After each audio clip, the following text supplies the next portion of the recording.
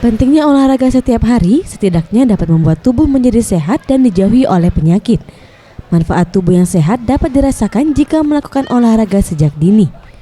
Seperti yang dilakukan para murid di salah satu sekolah yang berada di Jalan Kolonel Haji Burlian, yang menerapkan setiap siswanya untuk wajib berolahraga mulai dari fase anak-anak.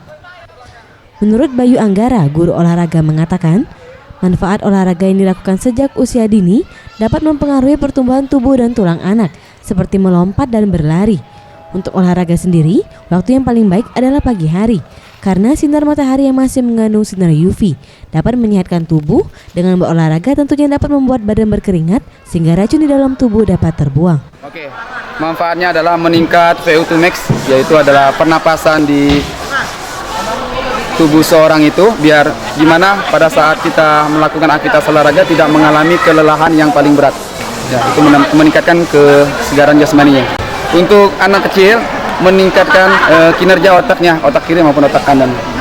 Jadi olahraga itu tidak hanya menggunakan otot, tetapi menggunakan otak.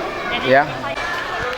Ia menambahkan, olahraga juga penting bagi anak-anak berusia 5 tahun karena dapat melatih otak kiri dan otak kanan dan membuat anak semakin fokus dan menambah daya konsentrasi anak dan berdampak dengan peningkatan kualitas pikir anak dalam menyerap banyak ilmu. Farel Satria, September Rizky, Sriwijaya TV.